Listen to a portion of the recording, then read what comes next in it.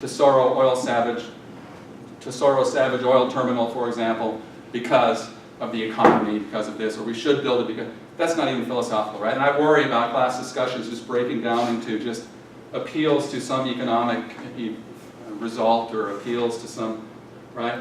We're not really doing environmental ethics, too, until we start getting into this very exotic territory, these thinkers who are trying to explain how an ecological whole could have moral status. And maybe it doesn't, you know. I'm not convinced myself, for what that's worth, but I hope to be convinced. All right, so recall the example of Kevin, our genetically super valuable, I don't have that up there right now, do I? Recall the example of Kevin, our super valuable community member. Neo-Kantians, this is what's interesting too, all right? Okay, so the Neo-Kantians are saying that morality, the normative element of a moral judgment, is the result of a cultural development, not a biological one. Okay, development of the supersensory order over the course of thousands of years of human history is a uniquely human cultural phenomenon, not a biological one.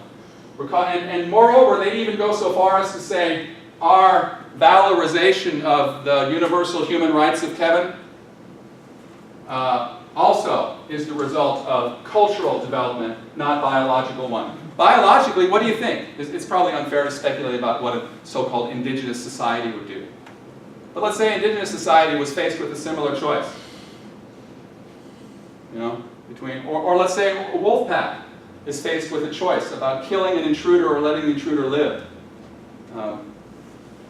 It seems as though perhaps an indigenous, a society, a community that's right at the edge of survival, let's say, you know, way back in prehistoric times, right, when our moral sensibilities are still emerging, still evolving, perhaps. Perhaps some ancient communities might be much more willing than our community. Say, yep, get out the knife, dude. You know, sorry, I like Kevin, but you know. We got our other community members to think about here too. So he's got to go, man. It's tough luck for him.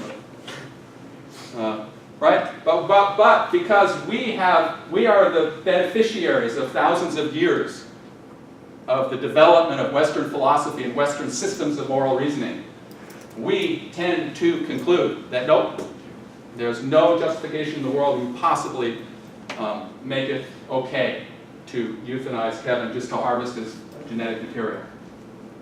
All right.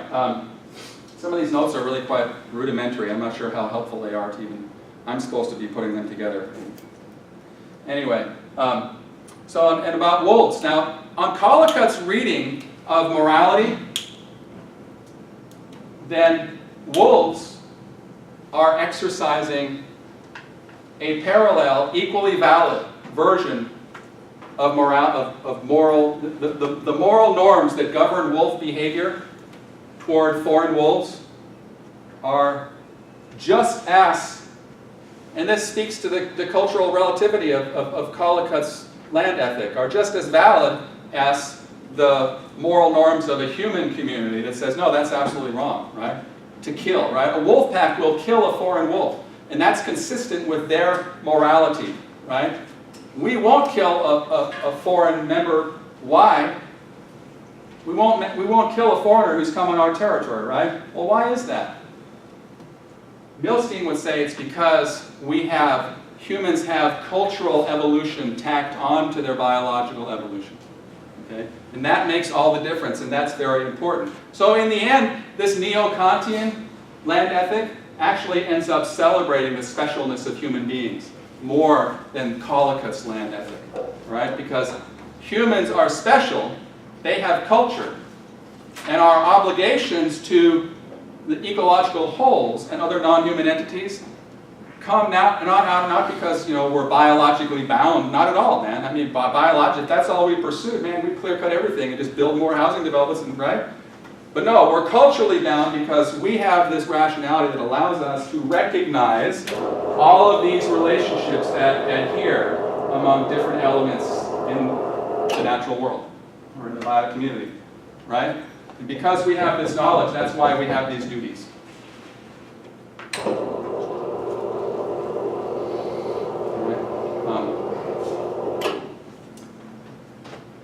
Total instrumentalization. So this is the neo-Kantian moment in Leopold. Total instrumentalization of an ecological whole is always morally wrong. Total reduction of an ecological whole to the status of a means to a human end is always morally wrong. This explains why the resource manager is obligated, has binding duties, to preserve the integrity, stability, and beauty of ecological wholes. Harming any of these three defining elements of an ecological whole entails impermissible reduction of that whole to the status of being merely an instrument of human preference satisfaction, which is morally wrong. Okay? You see how that works? How that could be identified as a neo-Kantian argument, not a neo-Humean argument. Right? He's saying, damn it, the integrity, stability, and beauty of the biotic community come first, before consequences to human society. Right? This explains why the resource manager is obligated, has binding duties to preserve the integrity, stability, and beauty of ecological wholes. Harming any of them implies that you're reduced, right? Because that's their whole. Their whole is defined by their integrity, stability, and beauty. And if you're willing to carve them up like that and damage their whole, which has cascading, a whole series of cascading effects on throughout the ecosystem, when you damage its whole like that, then you're essentially saying it's just a means toward your end, right? You're reducing it, like when you kill a human being, or when you rape a human being, right? When you do or when you just rob, when you trick a human being, when you're a used car salesman and you put sand or sawdust in the transmission because you want to trick the customer, right? All things like that involve reducing a person to the status of an instrument for your own ends, right? And that's going to be morally wrong. And all those things that a land manager might do to harm the integrity, stability, or beauty. That's where our friend over here is concerned. He wants the beauty to be in there, right? And Leopold did too. It says something about Leopold, that he's willing to put that in his famous defining statement, right? He didn't realize at the time it was going to be his defining. But the integrity, stability, and beauty, which is a lot harder to pin down in the ecosystem. Right? Stability and integrity, those are a lot easier to define. Okay, so enough of those notes. I do want to get to a little preview, spend a little time previewing the Christopher Stone reading for you, but I have quite a few more lecture notes that I could also get through.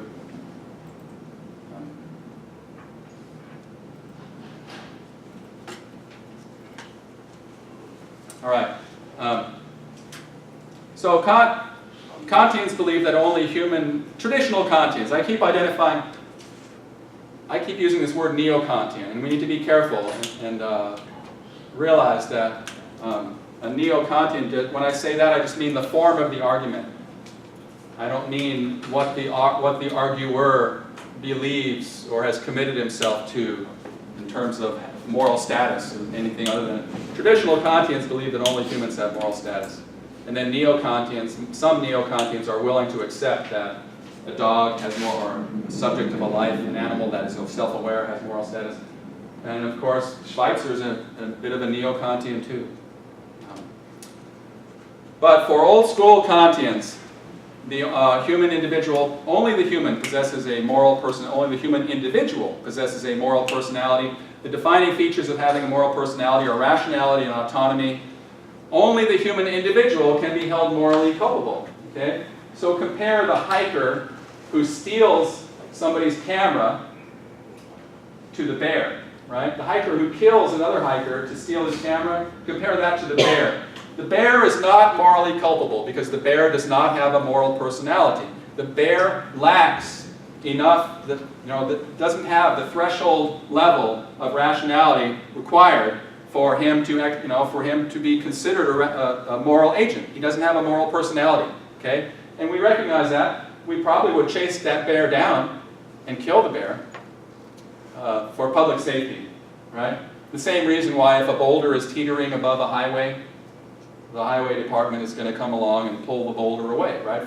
But just as the boulder doesn't have a moral personality, right? We would never accuse the boulder of landing on a car and killing somebody, right? That's ridiculous. So too, we wouldn't accuse the bear of murdering the hiker, right? We would kill the bear and we would pull the boulder back from the edge of the cliff for public safety reasons, but not because the boulder or the bear are morally culpable.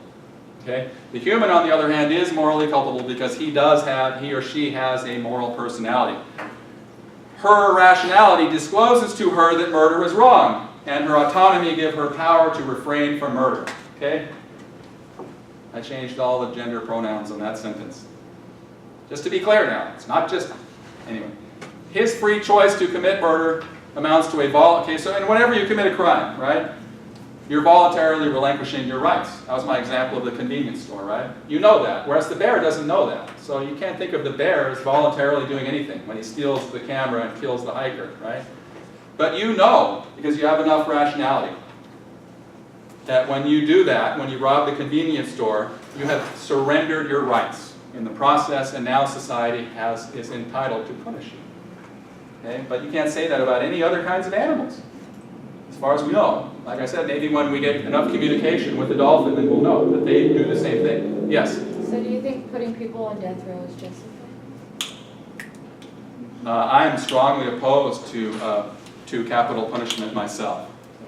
There are, and in fact, I'm committed to the view, actually, that some other Kantians would reject. And I'm not a Kantian, but I have Kantian tendencies, okay? And I can swing with those guys, you know, and I accept, you know, a lot of where they go. I just only go a certain ways, and then I part company. But I believe that Kantianism and any kind of deontological approach to moral reasoning leads to just a categorical rejection of the death penalty. And I agree with the Kantians on that point, because and it's also a kind of a small government argument, really, if you want me to put it in more palatable form, not a Kantian form, but just small government argument. So, you know, I think once a human being, the state and the state's agents are entitled to defend themselves and to defend innocent third parties. So if a cop encounters a man with a gun, then that cop is perfectly entitled to shoot the man. If the man's waving it around and threatening people, then obviously, you know, the state is defending itself, or the state is defending innocent third parties. In that instance, the state can kill, right? But if that man is apprehended, let's say he's committed 25 murders, just horrible strangulations and rapes and mutilations of people, right? Now he's apprehended, though, and he's incarcerated, and if we need to, we can isolate him from the rest of the prison population, too. You know, put him in solitary if we need to. And so, for the state to go and invade his body now is impermissible, totally impermissible, because he's incapacitated. And for the state to invade his body, the only way to justify that is to just give this awesome power to the state, which I'm not willing to give. So, but for Kantian reasons, you know, to deprive a person of his life, it's just, you know, deprive him of his liberty, deprive him of his access to, you know, all kinds of things. But that's just too far, because every human being has intrinsic value. And so, and that, you know, for a Kantian to defend capital punishment, the Kantian has to somehow identify a point in which the person's actions nullified his humanity. And that's really not possible for a Kantian. Nothing you can do, nothing you can empirically, physically do, can produce the metaphysical effect that would need to be produced in order for the state to justify killing you, right? Because you're still a human being. And so for the state to kill you, they're reducing you, right? They're reducing a human being to a means. When you kill, you're reducing a human being to a means, and it doesn't matter what you're doing it for. Are you doing it for deterrent value, to discourage other people from murder? Or, it doesn't matter, though. Maybe you are. Maybe it's effective. Maybe it does really deter. Are you doing it to incapacitate? Well, you've already incapacitated him. He's in prison, for crying out loud. How much more incapacitated could he possibly be? Maybe he's in solitary, you know, just down in a hole somewhere. So that's no good, right? So whatever your reason is for killing him, it's going to be impermissible for a Kantian, because you're reducing him, right? So anyway, for what it's worth, and in the end, capital punishment can probably only be justified in the name of vengeance, probably, or some kind of vengeance argument. And of course, that's not acceptable either for a Kantian, right? I'm going to get revenge, you know, now my feelings are... No, you can't kill somebody just to do, you know, for your own... Anyway, yes, go ahead. Well, it's the danger that a murderer would pose on society has got to be somewhat similar to the danger that a murderous bear would pose to society. So, yes. And therefore, according to, on that premise, like according to Neo-Kantianism, you can't execute the bear for committing an act of murder, even though. My goodness, you're right. Oh my goodness, what a devastating, okay. So I've argued myself into a corner now, huh? Yeah, so if the bear has that kind of moral status, then you can't, okay. But the bear doesn't have rights, is where the You also can't arrest a bear. But the man sacrificed his rights when he committed murder. But see, that's why where an artful reply here would be to suggest that the bear is a moral patient but not a moral agent. The bear doesn't have the cognitive skills to be able to reciprocate your own moral treatment of the bear. And the bear just does what it wants. If it's hungry or if it's pissed off at somebody, it's just going to go kill that person, right? But the cost to incapacitate the bear, or the downside of incapacitating a bear or incapacitating a human would be financial cost of effectively supporting them or incarcerating them. Humans have rights. Bears have less than rights, okay? And that view is perfectly consistent. That's what Tom Regan, for example, is arguing. And that's what other neo-Kantian deontological animal rights thinkers are arguing. And that's where they make this distinction between moral agents. Humans might be the only moral agents, but there are many, all living things can be identified as being moral patients in the sense of having something matter to them. So the bear has moral status, but the bear doesn't have moral rights. You have to have the full quota of cultural endowments that only humans have access to in order to have rights. But you can still have moral status. So for that reason, then, we disregard the fact that we could effectively incapacitate the bear at a financial cost.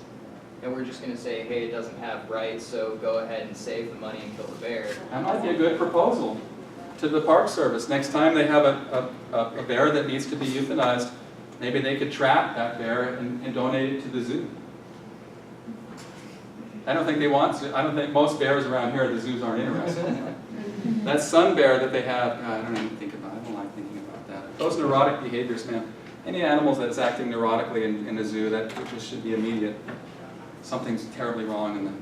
That's why I can't go to that zoo anymore, or any zoo probably, because there's just neurotic activities among those animals. Anyway, it's not right. For entertainment. Now, if they're serving some kind of legitimate research or artificial reproduction captive breeding program, then that's maybe different. But I don't know about dogs onward. I hope they're reproducing. I think there are about 130 of them in zoos. And I think they're reproducing. Are armored leopards reproducing? Do you know? I think they were. They were? Are they having babies? Yeah. I think so. Huh. I was just reading some of the descriptions of what they do to kind of make them feel at home. And one thing they do is they get the sawdust with the urine smell from the other kinds of animals. And they put that in there because that keeps them entertained. Then, yeah, okay, great, man. Throw in a bunch of urine-soaked sawdust, I'm happy. Come on, man, how about just setting me free? How about just putting me back where I belong? Anyway, all right. So humans, for Kant, are the only moral agents on Earth. Only beings with moral personalities can be said to be ends in themselves. Only beings, and furthermore, that's it. That's the only category. You either have a moral personality or you don't. If you have one, then you have rights. If you don't, then you have nothing. Okay, humans are more valuable, more morally considerable because we have these moral personalities than all other beings. Okay, humans are the only moral agents on Earth. The category beings who are moral agents is identical to the category beings who are moral patients. So they're not, the traditional Kantian is not going to have any truck with this nonsense about distinguishing moral patients from moral agents. But anyway, all right. And so everything else is just property commodities. We still have obligations to respect everything else, but those are obligations we have toward our own humanity or toward the humanities of the other people in our lives. Okay? So just as you wouldn't squirt a bunch of mustard on the Mona Lisa, so too you wouldn't, spray paint graffiti in the Grand Canyon, right? Because you're just disrespecting your own humanity when you do such disgusting vandalistic activities. All right. So, the Kantians, of course, are not the only people who go around trumpeting the superiority of the human animal. The utilitarians have a good set of arguments for why humans are superior, and so do the non-utilitarian Humeans. The neo-Humeans also have a good explanation. So the utilitarians just say, okay, well, we know that a being's moral worth is determined by its capacity to experience pleasure and pain. So, doesn't it follow that those beings that have greater capacity for experiencing pleasure and pain have more moral status? That seems to make sense, doesn't it? Humans have a greater capacity to experience pleasure and pain than any other animal. And again, with the qualifier, so far as we don't know very much. Highly social, right? We're emotionally, intellectually very complex. We're aware of our own mortality. It's hypothesized that many animals are not aware of their own mortality and therefore are unburdened of this. Right? This is a tremendous burden to be aware of one's own mortality. So, but because of all this, the death of a human is met with greater pain and sadness than the death because we have a more complex cognitive and emotive structure than the death of one of our kind results in much greater pain and sadness, not only for the person who died, but for that person's loved ones, than the death of a chimpanzee or the death of any other kind of animal. Humans, therefore, have a higher moral status than non-humans. Humans make more significant moral claims upon other humans than non-humans do. In other words, humans have rights. Okay. Well, although rights, as I point out at the very bottom, rights language is more at home in the deontological tradition than it is in the utilitarian. Although the utilitarians want to talk about rights too, because rights are kind of lingua franca. Rights are common terms that people use, and so utilitarians also, for that reason, want to explain, what a right might be. But for classical utilitarians, right, Singer is a utilitarian who supports the idea that animals have something like rights. Okay, but classical utilitarians have always insisted that only humans are complex cognitively enough to be rights holders. Okay, why are humans special according to David Hume? Well, we kind of already went over this when we used Partridge to criticize Collicutt. But this is these notes on this page now really kind of cut against what Collicutt says about how Collicutt believes that David Hume and the Scottish Enlightenment thinkers in this theory of moral sentiments, which by the way is the title of Adam Smith's other book. I referred to it. He wrote The Wealth of Nations, which is his great contribution to economics, and then A Theory of Moral Sentiments is his great contribution to moral philosophy.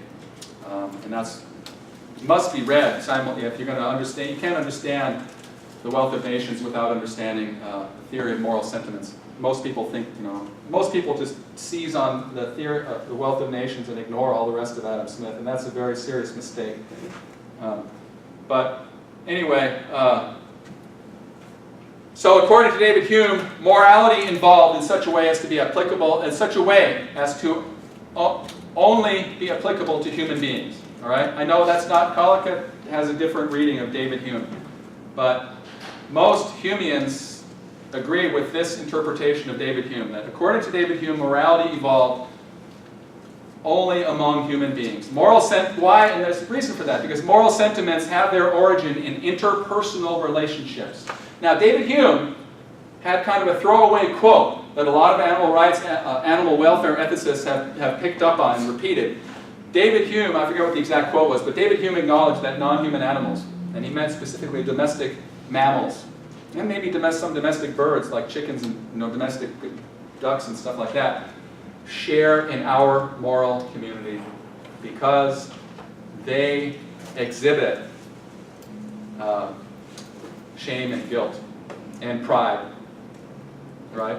They exhibit all the same basic moral sentiments that comprise our sense of moral obligation among one another, right? So if the dog defecates or urinates in the house, then the dog's body language makes it very clear that the dog is experiencing shame and guilt, right, about what the dog did. So for that reason, David Hume says, anticipating 200 years later, the work of all these animal welfare ethicists, David Hume says that animals share in our moral community. Potentially. If they're part of our community, then they're part of our moral community. So, In other words, even for David Hume, this statement that morality evolved only to be applicable, that's wrong. I should have said persons, right? And I should have made clear that persons could include non-human persons, but there has to be some personality there, right? And so the Neo-Kantians insist that non-humans, not any non-human animal is capable of the kind of rational reflection necessary to reach a moral judgment. Okay? The Neo-Humeans say no. All you need is to have a set of interests, right? Our morality evolved in relationship to other persons, not just human beings, but other persons. But that means that we can't have a relationship, right? We can't have a relationship with an ecological whole, okay? And that's the sense in which Ernest Partridge says that community sentiments, or excuse me, he says, Humean moral psychology is a poor stream in which to fish for a land ethic. And the reason for that is because a land ethic calls forth obligations toward ecological wholes. And there's no way that obligations toward ecological wholes could develop in a manner that's consistent with Humean moral psychology. Okay? Moral sentiments have their origin in interpersonal relationships. Moral sentiments are emotional and evaluative attitudes toward humans and human institutions. All right? Or with some exceptions, domestic animals like dogs and cats. Self-esteem equals positive moral sentiment regarding oneself. Guilt, shame is a negative moral sentiment regarding oneself. Admiration is a positive moral sentiment regarding others. Contempt or indignation are negative moral sentiments regarding others. But they're always regarding other persons. So, sorry, you can't have a negative moral or positive moral sentiment regarding an ecological whole. If you insist that your moral sentiments all evolve biologically, like this, right? Or excuse me, if you insist that your moral judgments are all based on sentiments that evolve biologically, which is what David Hume insists and what Darwin insists, right? And if Leopold also insists on that, then, well, we're kind of out of luck, right? Because as Partridge points out, Humean moral psychology is a poor theoretical stream in which to fish for a land ethic, all right? Because you're going to end up with just an intra-human, intrapersonal ethic, right? That says nothing at all about our obligations toward ecological wholes. Okay? Moral judgment requires a moral personality to be judgmental about. No moral personality, then no moral judgment. Moral judgment is rooted in a conscious actor's culpability and capacity to intentionally reciprocate, to make and keep promises. All right, and then I pose a series of questions. Do non-human biotic communities reciprocate human attitudes and practices involving them? Does the climate reciprocate human attitudes and actions? The answers to these questions might well be yes. In which case, maybe there's hope for a Humean moral psychology. But no, they don't reciprocate in that sense, do they? But I mean, when we mess up the climate, what does it do? It sends 10 more, typhoon whatevers that are 100 times stronger than any typhoon before, right? That's reciprocal, isn't it? But it's not the kind of reciprocation we're looking for. Is nature, ecosystem, biotic community a reciprocal actor? Where am I? In relationship with the human community? Or is it an agentless, interior-less, telos-less collection of resources? These are not necessarily exclusive, so it shouldn't just be or. Anyway, modern science seems to agree that nature is agentless, interior-less, and telos-less, right? So aesthetic judgments of non-human nature, yes, but moral judgments of non-human nature, no. Perhaps. But perhaps the way Partridge does, we can rescue a land ethic in a Humean way, but it would not be a land ethic, but a land aesthetic. Yes? When you were discussing the, does the climate reciprocate? Mm-hmm. I would say, I kind of agree that according to Hume, it doesn't really reciprocate, but I'd also say that there's a difference between cause and effect and something that's actually being reciprocated. There you go. Mm-hmm. Very scientific sort of answer. There's no interiority in an ecosystem. But I'm still not happy with that. I think that's not That's not all that can be said. Perhaps the distinction between agency and just cause and effect is less hard and fast, impermeable. I don't know. All right. Anyway, how much? I wanted to make sure I gave you a bit of a preview, but there's stuff in here that.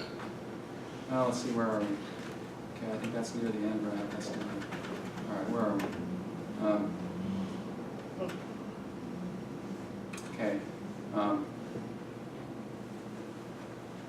Okay, this is really more stuff that I'm going to use when I talk about Regan, when I talk about animal rights next week.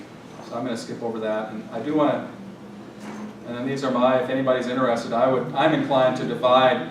I reject this whole line of reasoning to begin with, but if you want to take me down this avenue to talking about the moral status of, of different kinds of things in nature, this one is just animals, different kinds of animals, and I'm happy to go classify them this way. But anyway, this is really stuff I should introduce during my lecture on Regan.